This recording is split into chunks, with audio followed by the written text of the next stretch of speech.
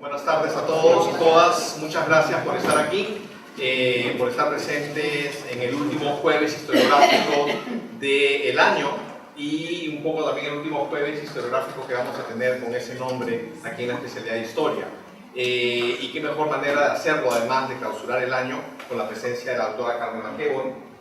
Aquí vamos a escucharle su presentación en breve. No voy a hablar mucho, solamente quiero hacer un breve recuento de lo que es Jueves Historiográficos. Es una iniciativa de los estudiantes de la especialidad de Historia de la Facultad de Letras y Ciencias Humanas que viene dándose desde el año 2009. Fue con la coordinación de la doctora Claudia Rosas y la iniciativa de estudiantes en esa época como Marcos Alarcón y Juan Lang, que está por aquí presente, quienes propusieron tener un espacio fuera del aula para poder conversar con historiadores que estaban haciendo un trabajo importante, desarrollando proyectos de investigación y de alguna forma dando un enfoque historiográfico nuevo y interesante sobre cómo trabajar historia y cómo vincularlo con la sociedad hoy en día. A partir del año 2009, Jueves Historiográfico ha venido funcionando de manera ininterrumpida. Este año hemos tenido 18 presentaciones y vamos a culminar con la presentación de la doctora McEvoy. Desde el comienzo se pensó siempre en grande y se discutió un poco el nombre, Jueves Historiográfico, pero ¿qué pasa si lo hacemos un día lunes o lo hacemos un día miércoles? Quedó un poco en el aire eso, pensando que siempre íbamos a cumplir con la idea de que fuera Jueves Historiográfico en el horario de los jueves culturales de la universidad. Sin embargo, la actividad ha crecido tanto, nos ha, digamos, ha superado todas las expectativas, que en lo que va el año hemos terminado haciendo Jueves Historiográficos los días lunes, miércoles, viernes y martes, ¿no? Para la conclusión además de las personas que asistían al evento y para los propios, digamos, ponentes o presentadores. Entonces hemos tomado la decisión histórica, aunque Juan Lang se apene por esto, de rebautizar Jueves Historiográficos. Y de hecho es la primera versión, la del día de hoy, son las jornadas historiográficas que van a funcionar con el mismo espíritu y la misma iniciativa a partir de ahora en adelante. Hemos hecho una pequeña concesión con el grupo original. Cuando caiga jueves vamos a mencionar las jornadas dentro de Jueves Historiográficos, ¿no? Pero el espíritu sigue siendo el mismo y esperamos contar con la presencia de ustedes. Este año ha sido un éxito y debo agradecer el apoyo importantísimo de Sebastián Pastor, que está aquí en la mesa, quien ha sido el motor y la voz un poco de los estudiantes, porque esto es un evento de los estudiantes con la participación de ellos. Para el próximo año tenemos el apoyo de Vasco Chaparro para llevar a cabo todo este trabajo, así que el 2018 se pinta muy bien, mucho mejor, inclusive con la presencia de la doctora McEvoy clausurando el año, inaugurando las jornadas historiográficas. Así que conmigo es eso, vamos a dar pie al inicio de la mesa con las palabras de Sebastián primero y luego la presentación de la doctora. Bueno, muchas gracias a todos los presentes por acompañarnos el día de hoy.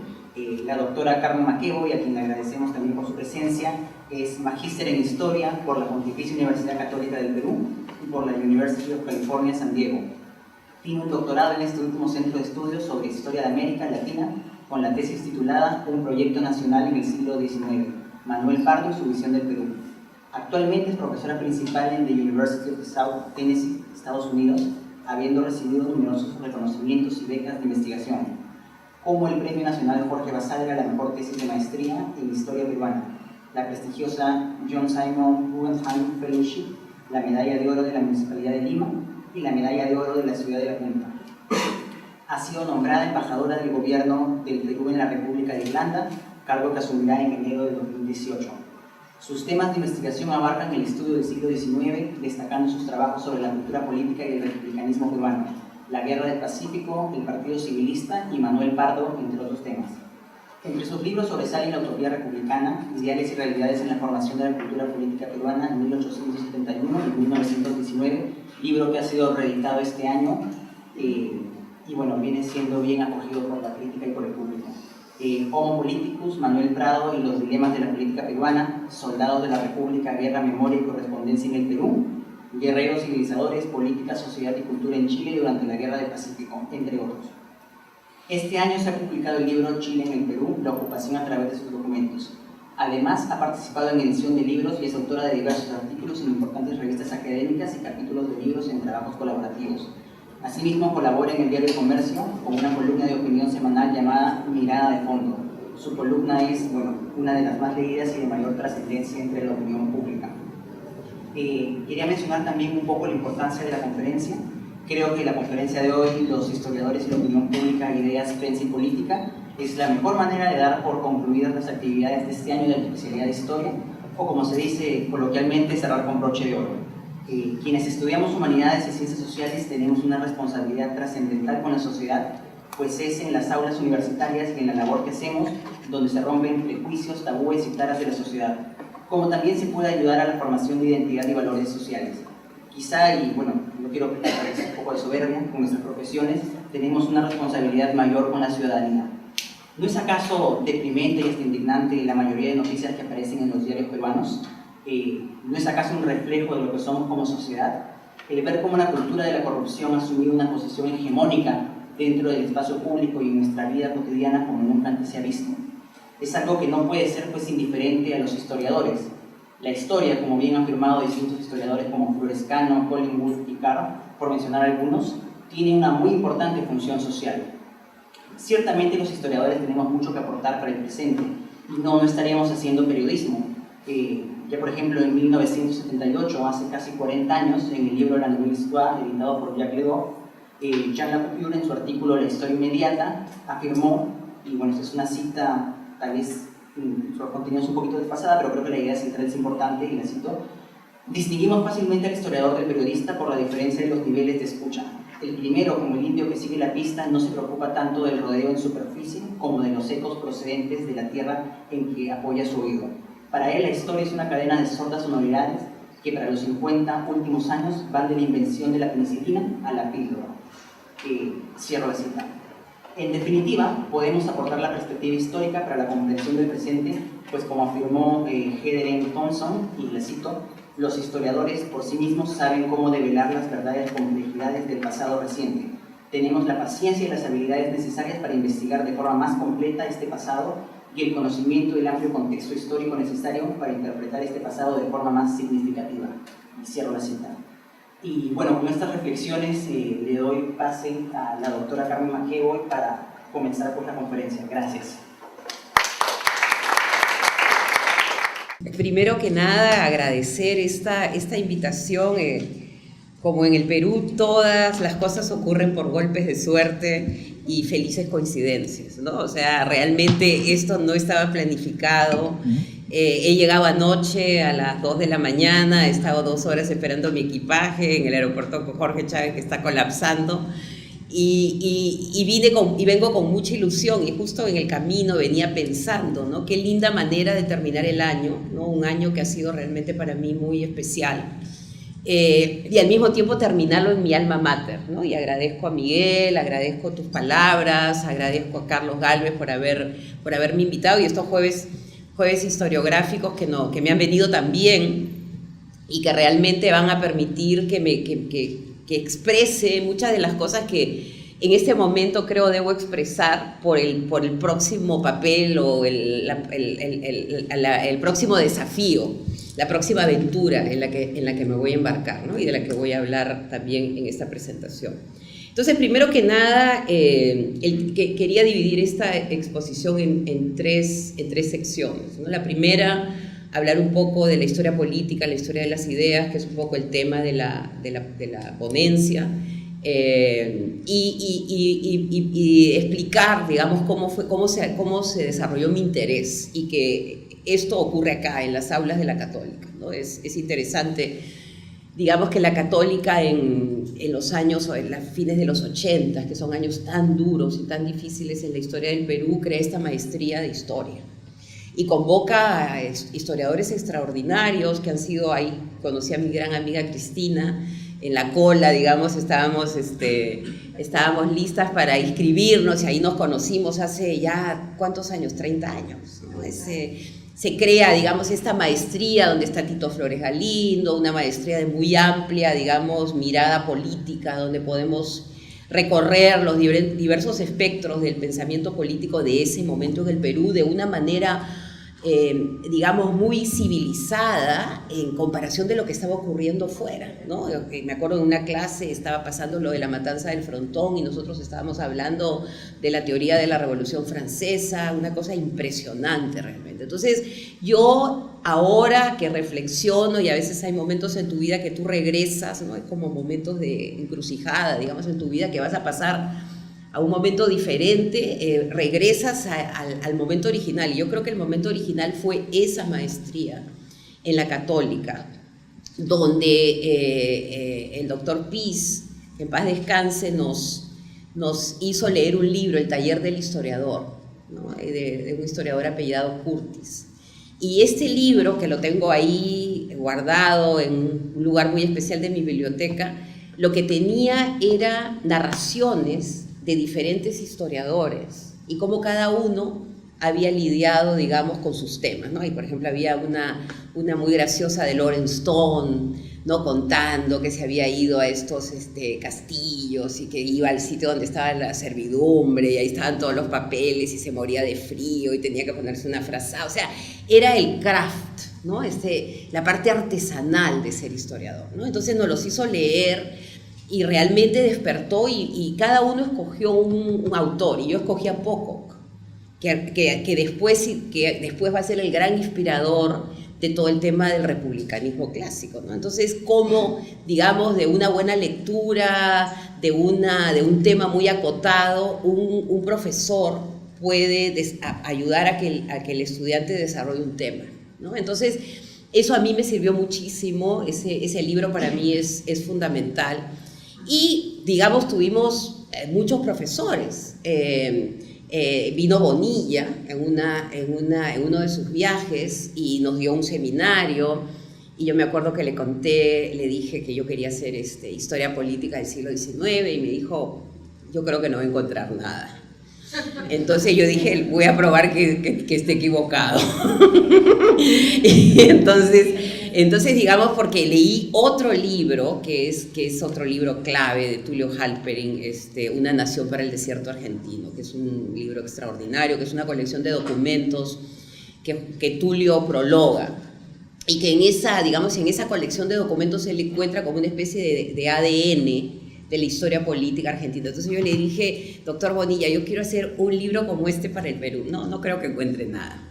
Entonces, en estos 20 o 30 años me dediqué a eso, digamos, a recopilar, a buscar documentos, y por eso me interesa tanto en los documentos, ¿no? Porque yo creo que hay esta duda de que acá no se produjo, que acá no hubieron discusiones, de que acá todo fue, digamos, una tierra de nadie, ¿no? Entonces, mi interés con el tema de los documentos historiográficos nace probablemente de nuestra herencia ribagüerina, ¿no? De esta herencia que hay de historia positivista dura, ¿no? De que acá hay un tema de que no nos vamos a ir solamente a la teoría, sino que esa teoría siempre tiene que estar sustentada por una serie de documentos que van a probar, ¿no es cierto?, nuestro argumento fundamental. Entonces, yo creo que en la Católica encuentro eso, ¿no? Encuentro, digamos, una apuesta por el tema de la acumulación de documentos que digamos, sin teoría te puede llevar a nada, pero por otro lado, profesores como Tito Flores, ¿no? Que nos hicieron leer todas las discusiones, ese seminario sobre la Revolución Francesa, extraordinario. O sea, extraordinario. Leímos a los marxistas, después terminamos con Fouré, la vuelta, digamos, a un tema más, a una mirada mucho más liberal de la Revolución Francesa. Y todo esto estaba ocurriendo mientras el país estaba, pues, en una guerra terrible, ¿no? Entonces, cómo la Católica nos brindó espacios de discusión académica, que yo creo que es algo que en algún momento tendremos justamente en este centenario, ¿no?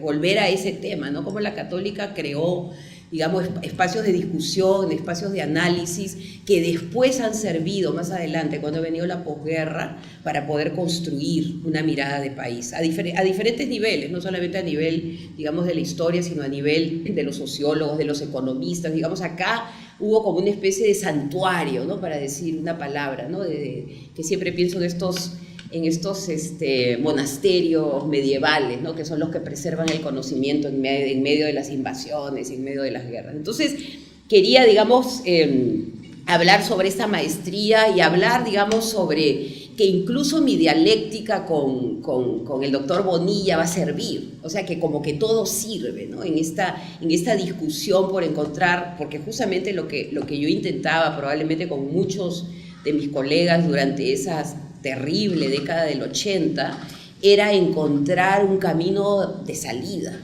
¿no? de que existía, digamos, en mi cabeza ya comienza a aparecer esta idea de que debe existir una tradición alternativa, ¿no? Que hay que buscar una tradición alternativa, que digamos el enfrentamiento, la guerra, el fundamentalismo, hay que acordarse los titulares de los periódicos, los coches bomba, los perros bomba, o sea, era el horror que se vivía cotidianamente. Y digamos, en medio de ese horror, tratar de remontarlo buscando experimentos que trataron de ser cívicos, ¿no? En el buen sentido de la palabra. Ahora la palabra cívico parece que hasta es una afrenta para muchos, pero digamos, en ese espíritu de civilidad. Y ahí es donde donde me encontré con Manuel Pardo. Me encontré con sus cartas, me encontré con su biografía, habían biografías anteriores, pero digamos esta biografía fue todo un intento de reempaquetar, o sea, darle una nueva mirada al siglo XIX a través de la formación de los partidos políticos, que era algo que se había destruido en la década de los 80 y que solamente existía, digamos, la voz de la violencia, había muy poca participación política, y encontrarme con su archivo completo, ¿no? Que también en este momento de violencia y de enfrentamiento habían archiveros que estaban cuidando los archivos, y uno iba al Archivo General de la Nación y se encontraba con las cartas de Manuel Pardo y te quedabas horas leyendo esas cartas como una especie también de paliativo, ¿no? Yo a veces pienso que eso fue un paliativo, digamos, para muchos que estábamos viendo lo que estaba ocurriendo con el presente. Entonces, un poco para terminar esta especie de pequeño recordatorio, ¿no? De cómo fui encontrando, digamos, el camino de la historia política, lo que me encuentro en el archivo, y me lo cuenta un archivero para que vean lo frágil que es nuestra memoria y que muchas veces todos son golpes de suerte. Estas cajas con las cartas de Manuel Pardo que después fueron, digamos, catalogadas y incorporadas en el archivo, había habido un derrumbe en una casa de Chorrillos y estas cajas estaban ahí tiradas y las cartas estaban volando. Eran estas cartas de papel cebolla. Y alguien llama por teléfono al Archivo General de la Nación y dice: acá hay unas cartas que están volándose por la calle. Y vinieron y eran las cartas de Manuel Pardo de toda la campaña presidencial de 1871-72. ¿Y cuántas se habrán volado? O sea, digamos, la historia que se vuela, que desaparece, que todo es así contingente, ¿no? Y que por ahí alguien dice, recojan esas cartas y se puede armar, ¿no? Entonces esta fragilidad, pero al mismo tiempo, y era lo que, como empecé mi presentación, esta especie de golpe de fortuna, ¿no? Que hace que digamos, que hay un viraje en el timón y que se retomen, digamos, estas discusiones. Entonces empecé con este personaje que me ha traído muchísimas satisfacciones, Homo Politicus, entré más al tema de su vida personal, a sus cartas de él con su primo José Antonio Lavalle. Y él me lleva, o sea, a través de un personaje, empiezo con el personaje, y esto es lo interesante, que acá se ha hecho muy poca historia de personajes históricos, muy pocas biografías, y después quizás podremos comentar por qué. Un poco creo que está muy referido al tema digamos, del paradigma con el que yo me enfrento, que es la historia estructuralista. O sea que, digamos, ese era el modelo que estaba, digamos, en boga, era el modelo más que venía desde la sociología, ¿no? Entonces, las interpretaciones historiográficas en el Perú, digamos, por ser meramente positivistas, no eran respetadas, ¿no? Entonces, como que el campo había sido tomado por los sociólogos, por los antropólogos, y como que nos habían desplazado, nos habían movido a un segundo lugar, ¿no? Entonces, lo que yo creo que ocurre es que, digamos, esta nueva corriente historiográfica de las ideas y de la política permite que la historia nuevamente se reposicione, ¿no? Y como ha habido ya un desarrollo posterior de acumulación de documentos, de acumulación de fuentes, ya fue posible que los historiadores comenzáramos a opinar, ¿no? Y habláramos, ya se comienzan a definir, digamos, unos campos de conocimiento como cultura política, o sea, ya se comienzan a discutir temas como de votos, participación. Entonces ya comenzamos nosotros, y me acuerdo que alguien habló de que la década de 1990, que es la posterior, es como el Big Bang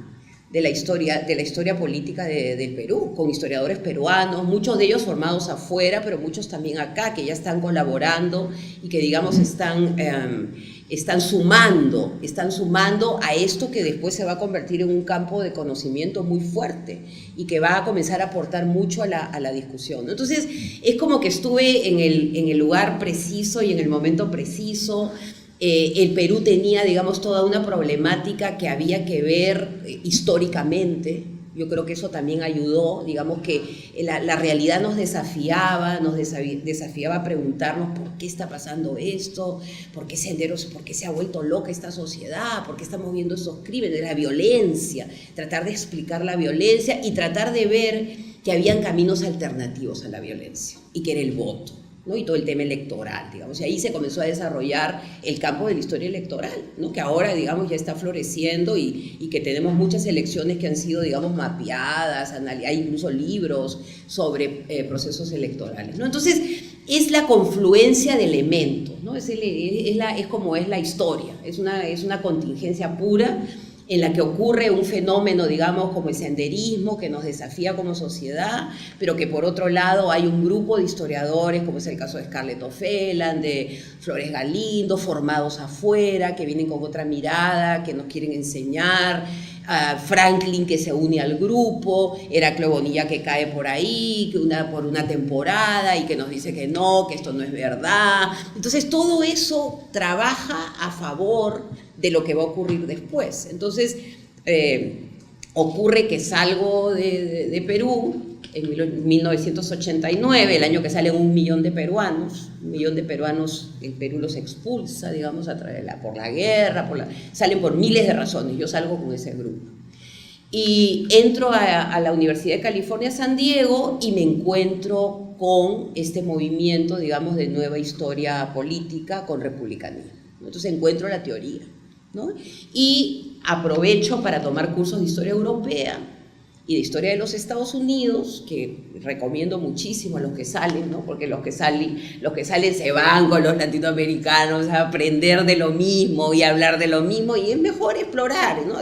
Por ejemplo, fui asistenta de un profesor que hacía historia, Early American History, ¿no? Entonces uno aprende de Jefferson, de Washington, del Congreso Constituyente, y todo eso te comienza a dar ideas para tú comenzar a ver esa misma aplicación, por supuesto con otros elementos, para tu propia realidad, ¿no? Entonces ahí ya en ese campo, digamos que era un campo mucho más tranquilo, con una biblioteca extraordinaria que uno puede leer, que uno puede fotocopiar, eso que uno llega y dice, puedes fotocopiar todo lo que quieras, ¿no? Entonces llegas como a estas sociedades que te sorprenden porque tú estás saliendo de una guerra y aparece que todo está bien y te dan las fotocopias y la fotocopia tiene tóner. En una época todo el problema del tóner, de que no había tóner y que tú sacabas con el tóner y tenías que estar con los lentes leyendo, todo eso desapareció, ¿no? Y entré, digamos, a unas posibilidades de hacer investigación en serio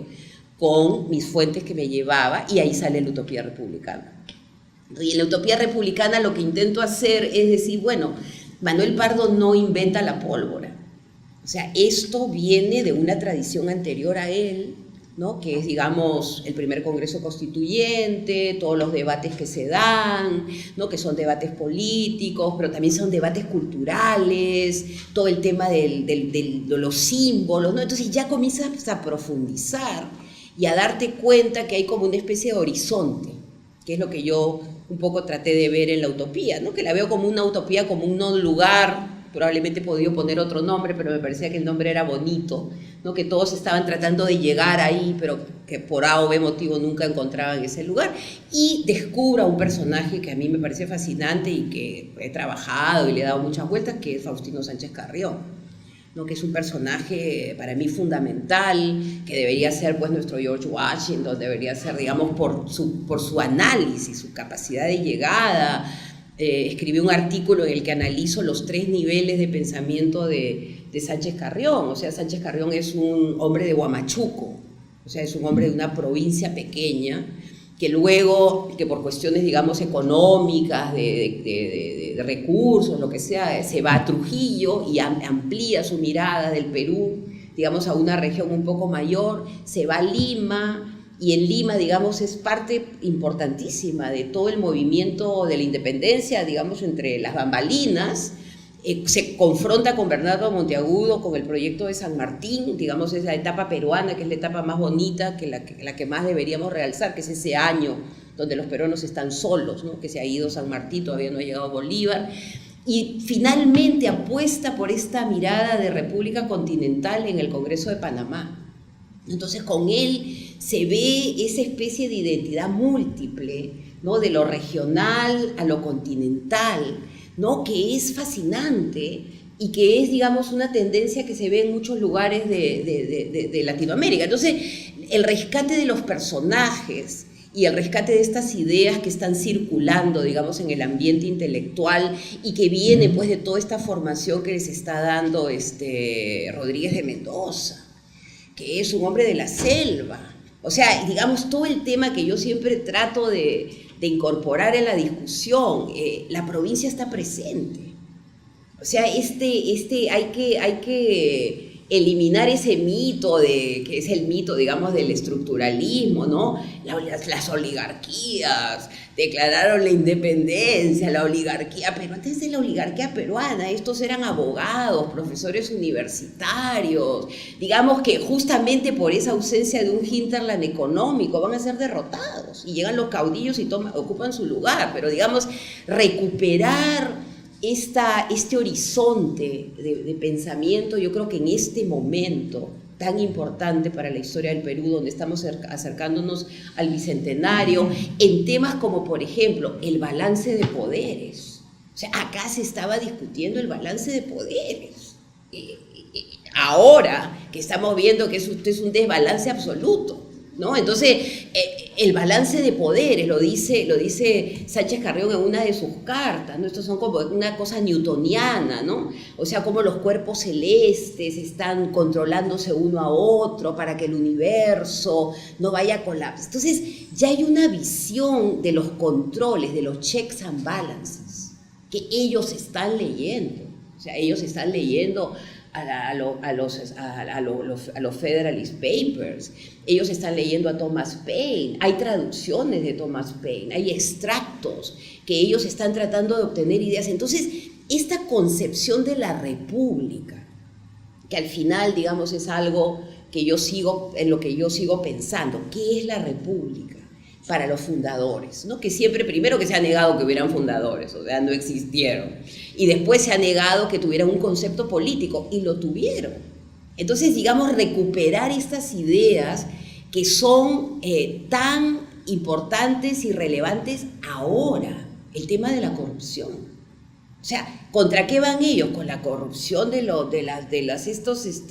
estos corporaciones que han formado, digamos, los virreyes y sus allegados, y funcionan a nivel nacional, estas corporaciones corruptas.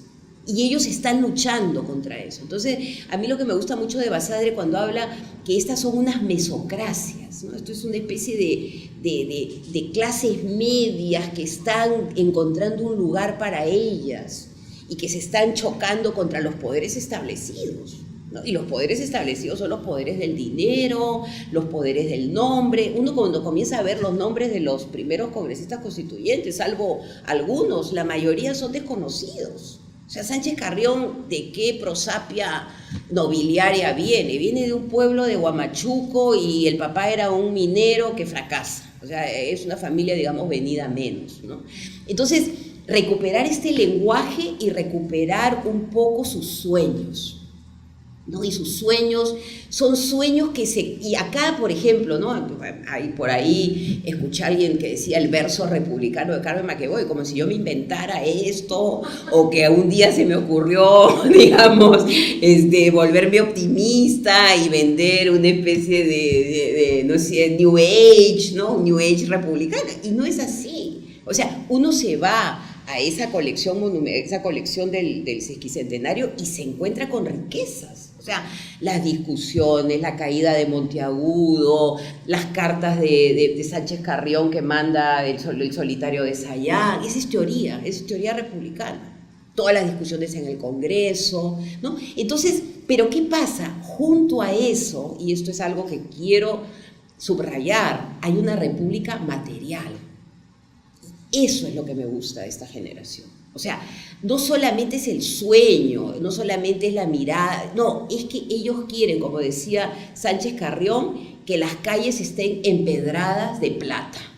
O sea, riqueza material, ¿no? Y eso se ve en el escudo. O sea, el escudo nuestro es una proyección de la materialidad del Perú al mundo, ¿no? Está la cornucopia, está el árbol con esta especie de medicina que va a curar la enfermedad mayor que existe en el mundo, y está pues nuestra llama, ¿no? Entonces, digamos, es un republicanismo que se ancla en la materialidad económica y que lo que quiere es bienestar para las personas, que tengan una vida mejor. Y quieren un tema que a mí me parece también interesantísimo y que deberíamos de volverlo a explorar, que es el tema de la felicidad. O sea, que los peruanos merecen ser felices. Y la felicidad significa tener tranquilidad económica y tener un concepto de la vida que te permita, digamos, en cada generación mejorar un poco, que cada generación vaya mejorando. Entonces, una especie de sueño peruano, ¿no? Estamos hablando, hay un sueño americano, hay un sueño peruano. Yo hice un sueño peruano que no es que se basa, como lo ve Unanue, porque ahí hay un grupo de grandes pensadores. O sea, Unanue es como el bello peruano, y probablemente más que bello. Lo que pasa es que la independencia lo encuentra ya mayor. O sea, Unanue debió haber sido menor y sería probablemente nuestro bello. O sea, él hubiera diseñado el Estado. Él es el hombre que hace la transición entre el sistema del virreinato y San Martín, y de San Martín a Bolívar. Él cree en el Estado. O sea, él cree en la estatidad, ¿no? Y por eso que muchas personas ahora dicen, sí, pero la tradición de Unanue. No, Unanue cree en el Estado peruano. Y el Estado peruano tiene una vida propia, más allá de los personajes que entran y salen, ¿no? Entonces, digamos, y Unanue, ¿qué cosa ve? Vislumbra que este es un país inmensamente rico. Todos ellos lo ven.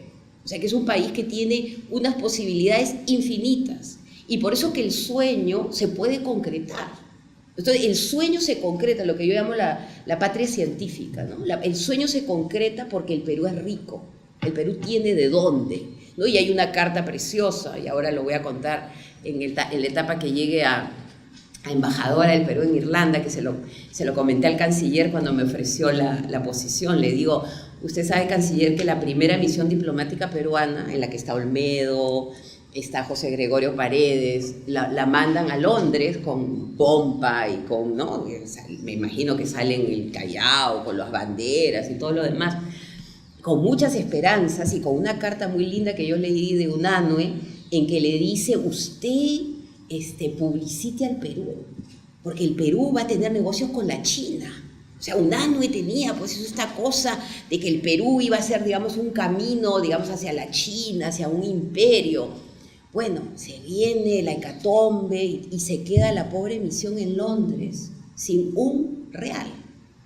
O sea, no tienen para el hotel, no tienen para comer. Entonces le digo al canciller, esperemos que esta misión a Irlanda esté dotada de los fondos necesarios. Y me dice, no, estamos en otra etapa. No, sí, es verdad, pero de todas maneras se lo quiero recordar, ¿no? Entonces, digamos, ese sueño grande y esas limitaciones políticas, porque son políticas más que económicas, ¿no? Porque yo creo que se pudo haber hecho un empréstito, que se les pudo haber mandado unas libras esterlinas para que se vayan a un hotel con calefacción. O sea, no se les debió haber abandonado así. Pero ¿qué pasa?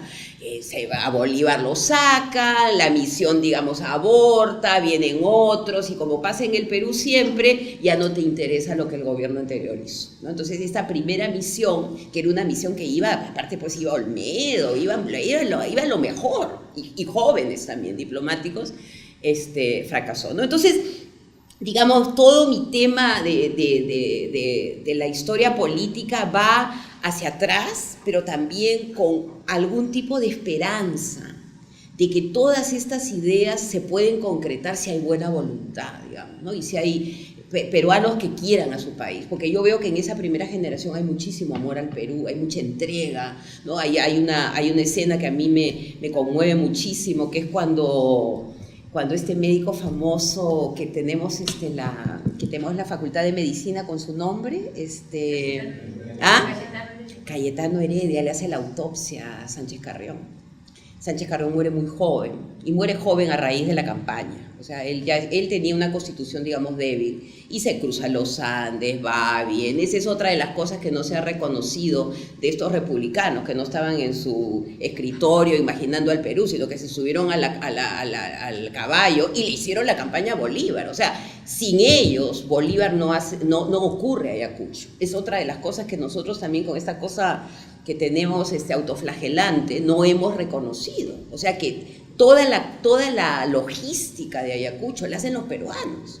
Y entre ellos Sánchez Carrión, que va de pueblo en pueblo, nombrando prefectos, nombrando autoridades, consiguiendo los fierros y todo lo demás, ¿no? Entonces, cuando él muere, que muere joven, que muere en Lurín, le hace la autopsia Cayetano Heredia. Y Cayetano Heredia escribe en una carta: yo me emocioné de ver ese cuerpo tan joven de alguien que amaba tanto al Perú y hubiera podido hacer tanto por él. Entonces, estos se van jóvenes, ¿no? Y es como otra de las tragedias. Otro que se va joven es Simeón Tejeda, que era el heredero natural de Manuel Pardo, y se muere, un tipo brillante que está en la Convención Liberal y que se muere de fiebre amarilla a los 40 y tantos años, ¿no? Entonces, todo este tema de el intento, la contingencia, las dificultades y el rescate de las iniciativas, que por más que hayan fracasado, han sido importantes. Yo creo que es algo que yo he querido siempre, digamos, subrayar, ¿no? Que porque fracasó o porque no fue lo mejor, no quiere decir que esa vida fue dedicada a ese objetivo, a esa tarea, y que tú le entregaste por eso,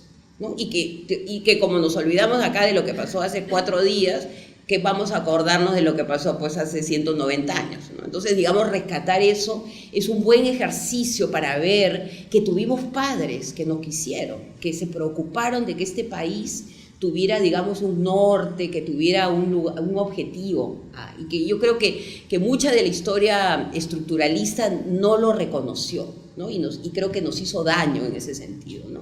No estoy juzgando, pero digamos, yo creo que debió haberse trabajado mucho más en todo lo positivo que se quiso hacer, y que vino después la guerra civil, los caudillos, y que todo eso, como siempre ocurre en el Perú, se perdió, ¿no? Entonces, la segunda parte de mi exposición está más relacionada a lo que yo podría llamar historia aplicada. O sea que esto que yo descubrí, leí, analicé, que se divulgue, ¿no? Porque lo que siempre ocurre es que hay ideas fantásticas, uno lee libros de sus colegas, pero que se quedan ahí. O sea, se quedan en una conferencia, en un LASA, en una mesa, pero nadie sabe. Y lo que yo, a veces cuando conversaba con amigos que no eran historiadores y yo les contaba estas historias, que Cayetano Heredia, que eso, yo decía, pero ¿por qué nosotros no nos enteramos de esto? O sea, ¿por qué todo esto que ha ocurrido en el Perú, Castilla, incluso las cosas del siglo XX, no se difunden, ¿no? Y los que ocupan, digamos, la palestra son los que hablan, pues, toda esta sarta de tonterías que todo el día estamos leyendo, ¿no? De que estamos perdiendo el tiempo leyendo cosas que yo digo, ¿ya para qué? O sea, pues, ¿para qué escriben esto? Uno se pregunta, ¿no? O sea, ¿cuánto tiempo demoran en escribir esto? 20 minutos, o sea, 30 minutos, no hay nada, no hay sustancia. Pero ¿qué pasa? Se les ha dejado el campo en control absoluto. Entonces se ha cedido, o sea, hay que ver cuál es la responsabilidad como un muy buen artículo de José sobre las humanidades. O sea, las humanidades están siendo acorraladas, ¿no? Ya las humanidades no son importantes, ya hablar de los clásicos no es importante, los griegos que importan, los romanos menos, los filósofos ¿para qué? Porque cada vez todo es más light, cada vez todo es más superficial y cada vez todo es más falso. O sea, muchas de las cosas que leemos es mentira. No es verdad. O sea, como nosotros como historiadores no nos atreveríamos a afirmar algo si no tenemos un pie de página. O sea, un historiador no se atreve. O sea, es algo que parece que te da miedo que te hagan un juicio. Bueno, acá todo el mundo se atreve a mentir y nadie dice absolutamente nada. Entonces, hay que tener un poquito de coraje como historiadores y entrar a pelear. O sea, si tú tienes, digamos, los medios, si tú tienes la lectura, si tú tienes todas tus notas, ahora que estoy mudándome, encontré una caja que tenía como 1000 de esas tarjetas escritas. Yo decía, ¿en qué momento de mi vida he escrito tantas tarjetas de, digamos, de quotes y de cosas? Todo lo que hemos hecho, todo lo que uno ha trabajado y que debería ponerlo al servicio de la difusión, ¿no? Y acá un poco la academia, la universidad, ¿qué está haciendo para que llegue, ¿no? Y lo que pasa es que pasa pues de que para que sale a hablar, Figuretti, que se cree, la sabeloto, ¿qué importa? A mí nunca me interesó. O sea, yo siempre salía, decía, y si le gustaba, bien, y si no, o sea, uno entra a un campo donde te van a criticar. O sea, te van a criticar porque dijiste una cosa, por el tema que has elegido, porque te gusta Manuel Pardo, porque no te gusta Ramón Castilla. O sea, pero tú tienes que tener una opinión. Y yo creo que hay que entrar con una opinión formada y sólida. Y ya pues entraremos a discutir. Si a ti no te parece, dame tu opinión y dame tus argumentos y qué libros has leído para contrastar lo que yo estoy diciendo. Entonces entramos ya en otro tipo de discusión en la que yo, por ejemplo, antes leía, ahora ya no leo, los comentarios que ponen al final de mis artículos y es una cosa delirante. O sea, tú dices, pero ¿y qué cosa está leyendo para confrontar? O sea, es de locos los comentarios, ¿no? Porque ahí te das cuenta que es una opinión desinformada. O sea que simplemente es el hígado lo que te hace contrastar y ella porque dice que se ha creído, porque le han dado la embajada en Irlanda, o sea, cosas así que no tienen ninguna asidero, digamos, académico. Pero uno tiene que salir con valor y decir, yo siento que lo que estoy diciendo tiene algún significado y hay personas que les gustará. No, yo creo que la academia te arropa y te protege en una especie de torre de marfil y muchos no quieren salir, porque salir significa que te vas a exponer y que te van a decir cualquier cosa. O sea, te dicen, ahora ya no lo leo, al principio me chocaba, después me daba risa, pero digamos lo que te comentan de lo que tú dices es alucinante y es otro ejercicio, digamos, de humildad, ¿no? Hay personas que no saben y bueno, pues es su opinión, ¿no? Entonces, esto de la historia aplicada, ¿no? De la responsabilidad del historiador. ¿Cuál es tu responsabilidad? En un momento difícil.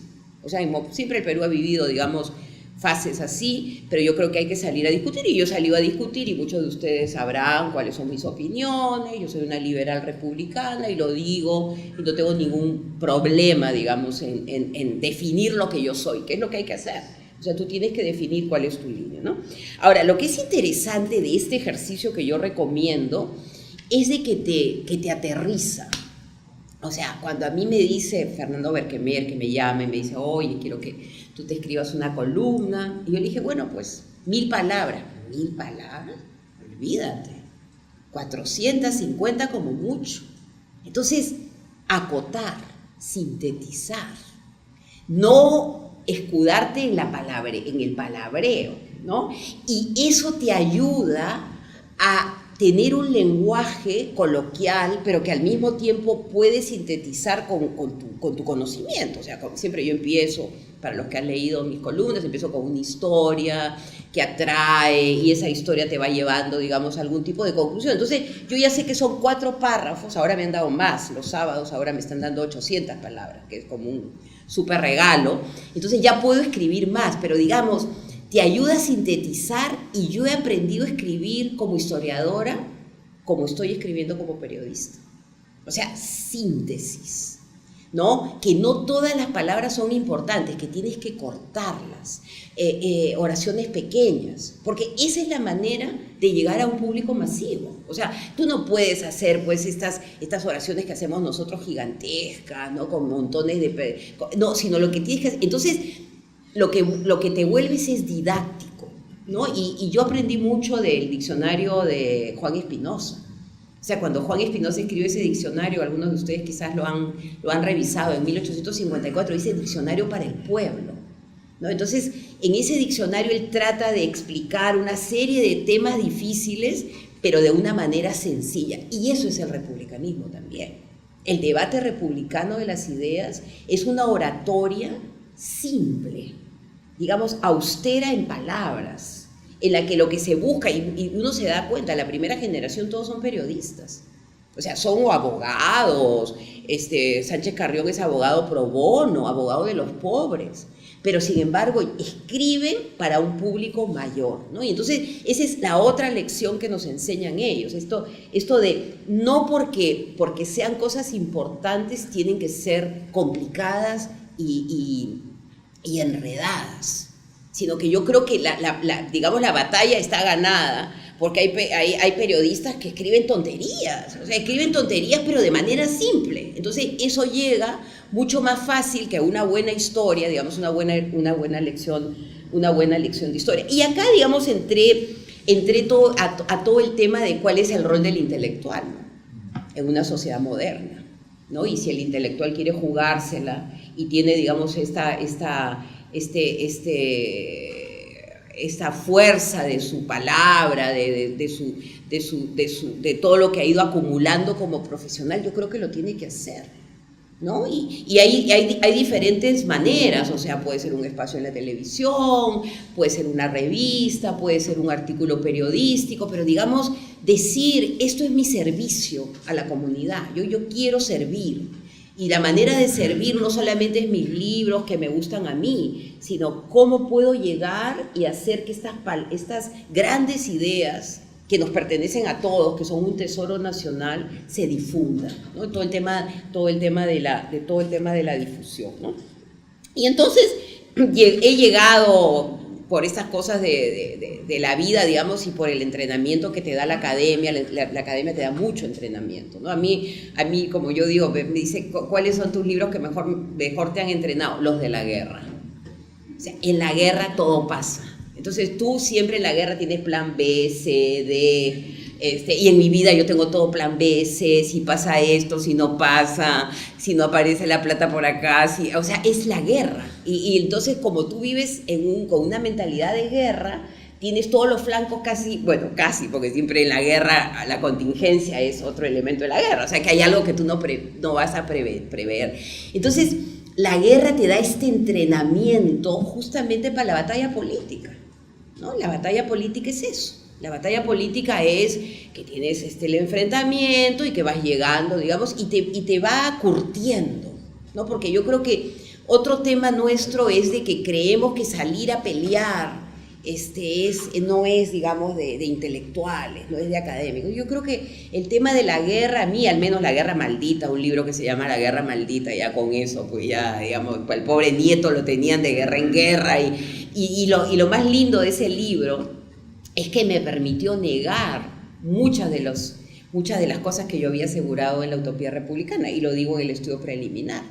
O sea, en el estudio preliminar digo, hubo un republicanismo militar, este republicanismo militar tuvo su espacio, hubo una ciudadanía armada, y la violencia que yo tanto despreciaba era otro lenguaje de la política. Y muchos lo aceptaban, hasta los mismos civiles, si había que ser violentos también lo era. Entonces, cómo, digamos, tu evolución te va también aprendiendo a confrontar tus propios argumentos sin tener ningún problema, ¿no? Que esa es otra de las cosas que probablemente tenemos en el Perú, que hay como ideas estáticas, ¿no? Esta fue mi gran libro y yo no lo voy a... No, destrúyelo en el camino y aparecerán otras y aprenderemos que esa es la historia, ¿no? Esta historia de la permanente destrucción justamente dialéctica para poder ir encontrando en ese camino la verdad, ¿no? Entonces, y de acá paso, bueno, y a mi nuevo personaje que no tiene nada que ver porque he decidido transformar, digamos, totalmente mi interés, que es Ima Suma, ¿no? Que es, digamos, es un personaje que me va a permitir ver cosas que ahora quiero explorar, como por ejemplo todo este tema de lo que pudo haber sido en los 50 la marca Perú, ¿no? ¿Qué significa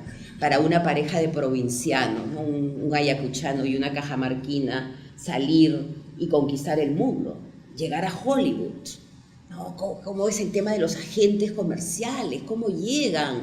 O sea, ¿con quién hablan? ¿Cómo puede hacer una película?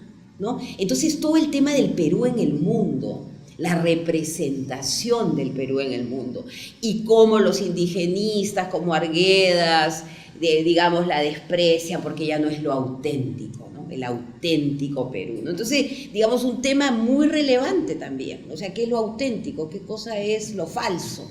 ¿No? Y cómo, digamos, esta pareja de provincianos logran brillar y llevar el nombre de Perú, que probablemente, digamos, no le gusta a Yeltsin, ¿no? Ahí está este encuentro que a mí me parece fascinante, que están ahí en Positano, ¿no? Están tomando su Campari, está el pájaro de, ¿cómo se llama? Stravinsky, está Yeltsin y está otro más, y le pregunta, y le dice Stravinsky a Yeltsin, le dice, ustedes tienen ahí Mazuma. ¿Y Mazuma qué es? Aparte, pues Stravinsky, que era un tipo totalmente alternativo, digamos, ¿no?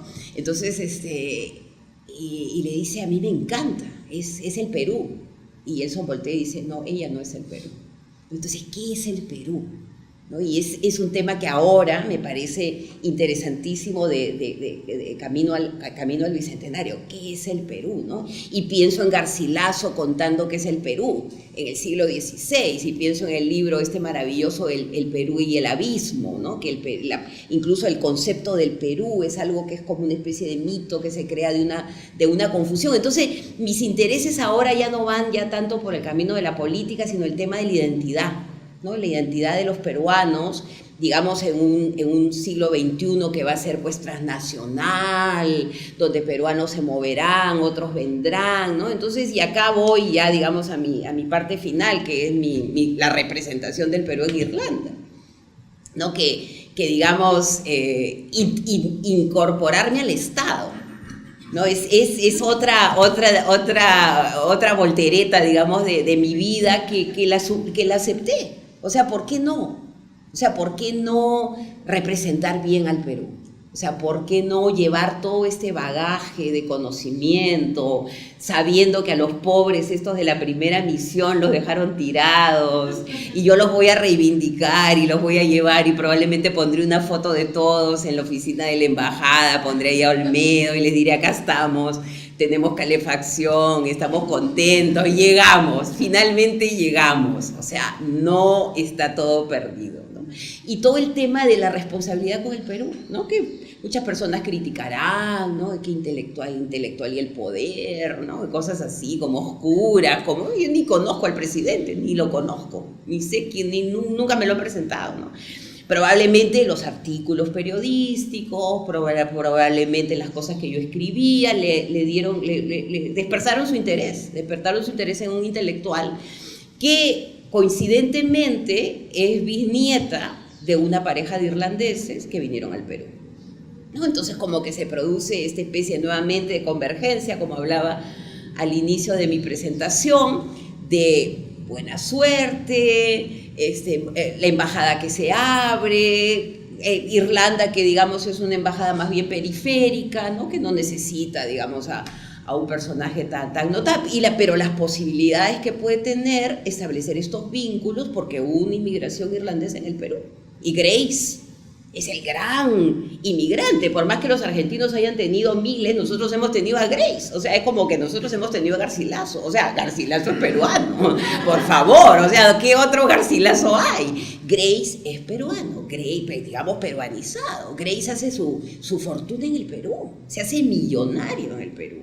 Y de ahí salta a Nueva York y postula para ser alcalde, y es alcalde de Nueva York. O sea, la cosa transnacional de Irlanda, ¿no? Y la cosa transnacional del Perú, que es un camino que probablemente podemos explorar a través de esta embajada. Entonces, digamos, para terminar, ¿no? Yo creo que este camino como historiadora, y es un poco siguiendo el camino de Manuel Pardo, que es un personaje que todavía a mí me despierta muchísimo respeto, es de la teoría a la práctica.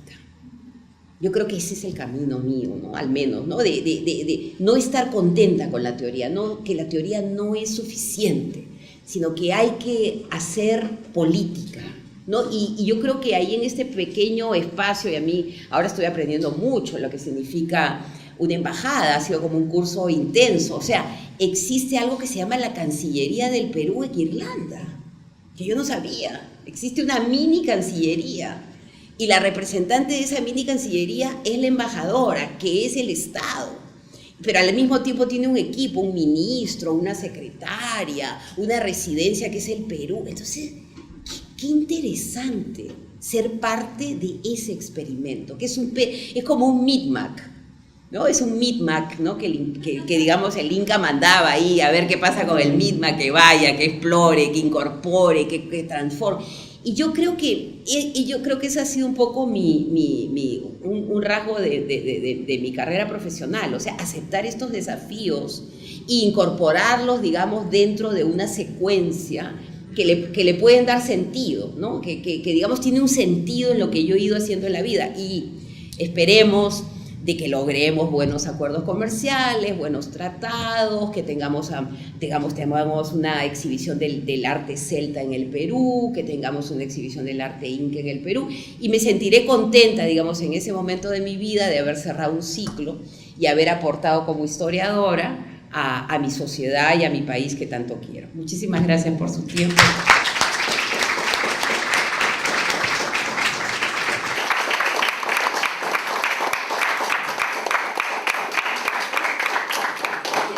Gracias a la doctora McEvoy por tan sugerente conferencia sobre lo que uno como historiador puede aportar. Vamos a pasar a una ronda de preguntas, pero bien breves. Así que les pido a todos de que sean por favor concisos sobre lo que pueden preguntar, ¿no? Bueno, Carmen, yo quiero felicitarte por esta charla y además para hacer un poquito de propaganda de la facultad. Esta charla está incluida dentro de este ciclo o seminario permanente llamado Jueves Historiográficos o Jornadas Historiográficas, pero nosotros tenemos otro seminario permanente donde podrías haber empezado perfectamente. Yo creo que este ha sido ese otro seminario informal de Humanidades en Acción. Humanidades en Acción es un seminario permanente que hemos inaugurado este semestre justamente para presentar a nuestros alumnos personalidades que han tenido una formación humanística y que no se dedican necesariamente solamente a la docencia o solamente a la investigación. Hemos inaugurado este seminario permanente con Natalia Magluf, que es una historiadora del arte, que ahora es una gran gestora cultural y una estupenda charla sobre temas de gestión cultural. De tal manera que yo creo que esta charla, además de cerrar, como ha dicho Sebastián, con broche de oro, las jornadas historiográficas, es de alguna manera una yapa, un último Humanidades en Acción, porque realmente nos has explicado muy bien cómo hay que pasar, como has dicho, ¿no?, de la teoría a la práctica, ¿no?, y cómo efectivamente la formación humanística te da muchos elementos y muchas herramientas para poder desarrollarte en el periodismo, en la representación del Estado, en una serie de otros ámbitos, y justamente la batalla que queremos dar desde la facultad es insistir en eso, primero en la universidad y luego también fuera de la universidad. Una formación humanística no necesariamente te define laboralmente.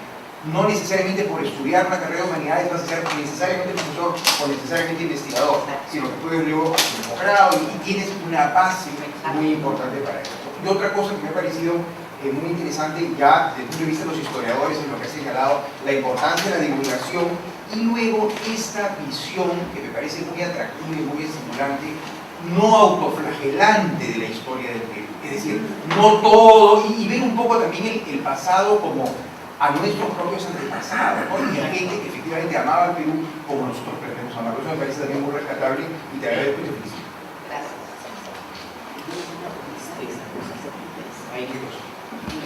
¿Qué tal? Yo quería hacer una cosa. Usted mencionó el valor que le ha dado a la historia geográfica, un poco para ir, pues no darle la contra, pero para en espejo a la visión estructuralista con la que se sigue formado, ¿no?, para un poco ir superando esa visión. Pues quería preguntarle un poco más sobre eso, ¿no? ¿De qué manera siente que esta visión biográfica, si se quiere, nos permite o nos ayuda a vencer esta visión estructuralista o en lo que han sido, digamos, hegemónicas? Bueno, yo creo que no es descartar a la estructura, o sea, la estructura existe, o sea, la estructura es un hecho, existe, está ahí.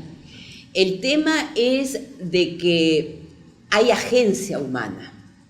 O sea, yo creo que, digamos, la visión estructuralista pareciera ser que la estructura, digamos, del capitalismo internacional se llevó a la independencia por sobre todo, que acá no hubieron agentes peruanos porque era Gran Bretaña expandiendo sus mercados, y no es así. O sea, digamos, existe la estructura, pero básicamente existe también el hombre que está luchando contra esa estructura, probablemente como un Sísifo. Algunas veces la estructura lo vence, como los venció, digamos, a la primera generación de republicanos.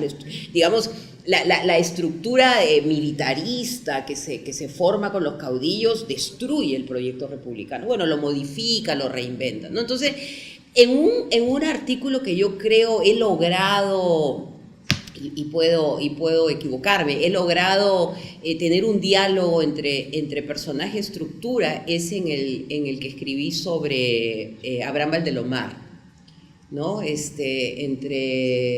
se llama? Entre el escándalo, entre la nostalgia y el escándalo. Y que es básicamente tratar de analizar a través de este personaje el tránsito a la modernidad, ¿no? Y como es un tránsito difícil, es un tránsito lleno, digamos, de resabios, de sociedad todavía aristocrática, y cómo este personaje está luchando, digamos, por hacerse sentir, por ser diferente, y está él mismo replicando ciertos elementos, el conde de Lemos, por ejemplo, ciertos elementos de esa sociedad aristocrática que no lo acepta y que no le está dando, digamos, la posición de intelectual burgués, ¿no? Que él probablemente era lo que él quería, y vender su mercadería, vender sus ideas. Entonces, yo creo que sí se puede trabajar con la estructura. El problema es la historia sin personajes. Pues para mí es algo que me aterra, porque te va creando, digamos, una falta de humanidad, ¿no? De las emociones. A mí una de las cosas que más me ha gustado trabajar con mis personajes, por ejemplo, las cartas de Nieto, es sentir el miedo de Nieto, sentir la desilusión cuando está preparando, digamos, este camino por el Arenal y pierde. O sea, esa parte yo creo que los alumnos, los estudiantes ahora la tienen que conocer. O sea, en esta era hipertecnologizada, yo creo que hemos matado las emociones, los sentimientos, la sensibilidad, todo eso se está perdiendo. Entonces yo creo que por eso es que hay que volver a la historia de los personajes, no porque los personajes yo quiera convertirlos en santos, sino que en ellos vamos a ver reflejada nuestra humanidad. Y qué mejor que ver reflejada nuestra humanidad en otro peruano, un peruano como era el caso de Valdelomar de Ica, o otro peruano de Tacna. Entonces tú vas viendo en tu historia y te vas conectando con ellos, ¿no? Y entonces, en ese sentido, no es dejar la estructura, pero hacer que la estructura converse con los individuos. Yo creo que si se puede lograr ese balance, podríamos hacer cosas muy buenas. Sí. Justamente, doctor, en esa línea, como dijo el joven que preguntó hace poco, lo que ahora hacemos es en la nueva historia política, vemos de que en nuestra propia historiografía ha faltado, pues, los grandes historiadores prosopográficos. O sea, no hay, después de 21 que hizo de Colonia, que completó a San Cristóbal, pero no hay, ¿no? O sea, vemos personajes como el Congreso, no sabemos quiénes son, prefectos, quiénes son. Claro, es una historia biográfica, no, sí, es una historia biográfica para entender las redes, relaciones, quiénes eran. Y son personajes que vemos tranquilamente en el periódico, que discuten en el periódico. Que están ahí. Y eso también tiene relación con lo que estaba hablando de cómo ahora es la prensa del siglo XX, la verdad, para mí es más divertida la del XIX. Porque usted sí hay podría entablar un debate alturado, sustentado, ¿no? En el artículo, que creo que el último debate que yo he visto periodístico acá, de ideas, ha sido cuando de Manrique con Tanaka, cuando se publicó el libro del Ápero, ¿no? Es lo único que yo veía, 3 artículos, pero ahora no. Y yo veo que ahora solamente usted plantea su idea y el otro dice, no, pero yo pienso así, pero sustenta, y dice, no me importa, es mi opinión. Y como mi opinión, respétala. Exacto. Yo creo que hay acá dos elementos que no permiten, digamos, esta especie de acumulación de conocimiento que te ayude a referirte a. el debate que ocurrió, como la casuística de los Estados Unidos de los abogados, ¿no? Los abogados se van al caso entre Ford, against, no sé cuántito, porque es un caso que te refiere a algo para resolver, digamos, un problema contemporáneo. Y nosotros deberíamos estar actuando así, o sea, ¿qué cosa nos puede referir la congresista Bartra filmando, acabada de salir de la ducha? Bueno, había un congresista en el principios de siglo que defendía al gobierno a ultranza y que fue capaz. Entonces haces la conexión. Esto no está totalmente perdido en el espacio, sino que ha existido un congresismo casi, digamos, fundamentalista, que ha apoyado, pues, ¿me entiendes? O sea, no tenemos, es como historia rota, es como que todo está roto, fragmentado, que nada tiene relación con lo otro, y eso le conviene al sistema, digamos, para seguirte explotando, para seguirte haciendo creer que todos son corruptos, que todos se vayan. O sea, cuando tú no ves los vasos comunicantes, es como que estás totalmente perdido, ¿no? Y yo creo que eso por un lado, digamos, y por otro hay un frenesí político. O sea, el Perú vive en un eterno frenesí político, es como frenético, todo es frenético. Entonces, el que viene destruye todo lo que el anterior ha podido. Entonces, ¿qué pasó? Llegó el leguismo y destruyó el segundo civilismo. Entonces parece que José Pardo nunca existió, parece que no hubieron debates, digamos, sobre la jornada de 8 horas, parece que no hubo un debate sobre la reforma educativa, parece que no pasó nada. Y hay tomos de los anales universitarios donde se discute de todo, hasta de educación física, de todo. Entonces, esa destrucción permanente por la política hace de que estés huérfano. O sea, porque parece que los que vinieron atrás nunca existieron. Entonces todo es empezar de nuevo. Y yo creo que por otro lado, y eso yo creo que es un tema que la universidad debería resolver de una manera u otra, no existen fondos para hacer investigación. Entonces, sin fondos, ¿quién se pone a hacer una buena prosopografía del Congreso? Tú necesitas que alguien te diga, acá tienes un año, tienes totalmente cubiertas tus necesidades, acá vas a tener para tu fotocopia y todo. Entonces, si hay fondos y hay, digamos, una organización que sabe lo que quiere, o sea, lo que nosotros queremos es una buena prosopografía del primer Congreso de la República. Vamos a mandar 5 historiadores a que cubran esa área. Eso no hay. No hay una organización de lo que queremos, por un lado, y no existen los fondos. Entonces, las mujeres, lo que sea, cada uno hace la investigación que se le ocurre, pero que no logra ir sumando en ese conocimiento que queremos. Y no quiero como una especie de Estado estalinista, ¿no?, que decida los temas históricos, pero yo creo que hay ciertos temas que ya en vista del Bicentenario deberíamos tratar de resolver, como por ejemplo ese primer congreso, que yo hasta ahora no veo que haya, digamos, un interés porque se hagan buenas biografías sobre ellos. Una última pregunta. Te quiero llevar, digamos, construyendo sobre lo que estás diciendo respecto de los archivos. Porque, digamos, hablaste del Perú transnacional y del Perú que es lo local, lo regional, lo global. Digamos, todo tiene que ver con, pensando en el día del historiador, el ir al archivo. Y recién mencionaste la falta de inversión en la investigación y una arista que está relacionada con eso es el problema para acceder a los archivos, en particular los archivos regionales, que son oscuros y están manejados de maneras extrañas en muchos casos, por decirlo de alguna manera. Y entonces me parece que, pensando en los historiadores y la opinión pública, digamos, ¿qué te parece que digamos, los historiadores como vos o como los historiadores como conjunto podríamos hacer para llamar la atención sobre los archivos como memoria de la nación? Porque realmente son, digamos, nunca vamos a poder reconstruir qué es el Perú si no nos miramos a nosotros mismos, ¿no? Y ese mirarnos a nosotros mismos es ir al archivo y ver qué es lo que dijeron, qué es lo que hicieron, qué es lo que... ¿no? Entonces... Y yo creo que tiene mucho que ver con lo que dice José. O sea, que lo que habría que hacer es penetrar, las humanidades tienen que penetrar al Estado. O sea, yo creo que el Estado está tomado por personajes muy inteligentes, notables, lo que sea, que creen que es que el crecimiento económico, que los minerales van a repuntar, pero digamos, eso no es suficiente. O sea, tiene que haber, digamos, un ejército de humanistas en el Estado peruano.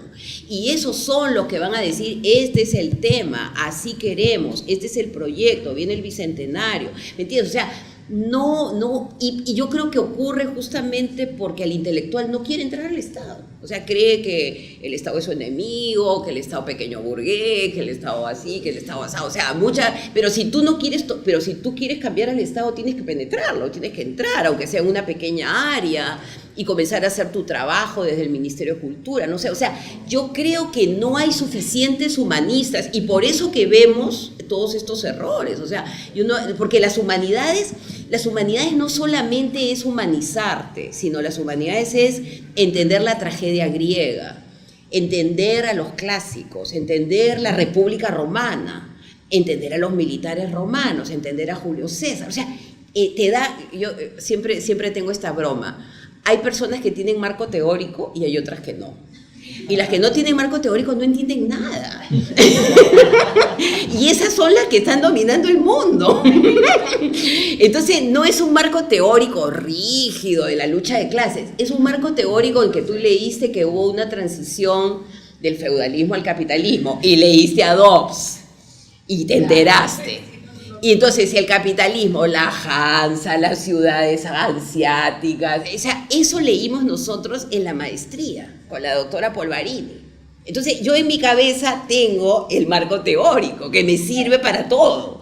Pero digamos, eso es lo que está fallando. Y hay economistas que nunca han llevado cursos de historia, que no saben que hubo Aristóteles. O sea, entonces las humanidades, yo no sé cómo, tienen que comenzar a tomar un papel importante, y eso es con recursos, con financiamiento, y comenzar a participar, digamos, de la discusión nacional, porque si no, ellos van a tener el control. Entonces, volviendo a tu pregunta, ¿es relevante rescatar un archivo? ¿Económicamente nos da algo? No. Entonces, ¿para qué? Entonces, ¿para qué lo hacemos? Porque así se toman las decisiones económicas. Las decisiones económicas se toman en los réditos, pero es que en las humanidades eso no es.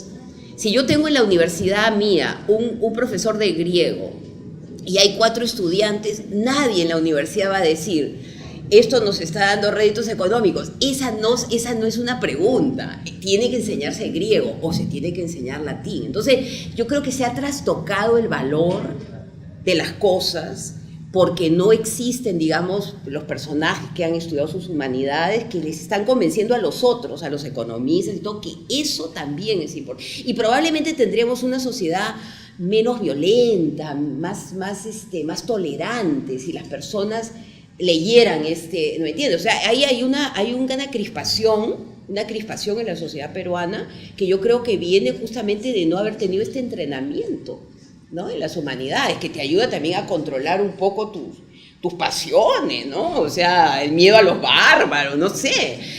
Pero yo creo que le tomo la palabra a José, el que está ahora en el Departamento de Humanidades, cómo hacer que las humanidades sean nuevamente el centro de la atención y reposicionarlas, digamos, en el debate nacional.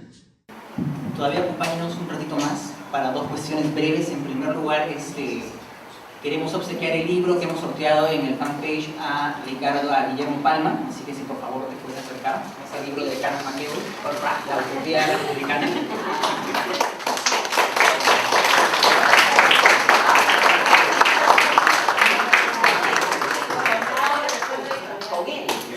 Sí, agradecimiento al Fondo Editorial de la Universidad.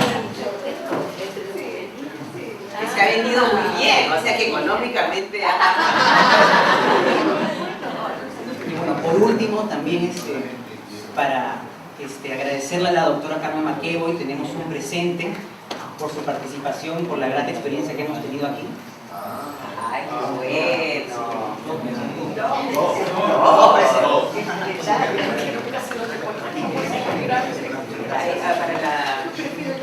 Para la oficina. ¿Cómo me tratan ahí en mi universidad?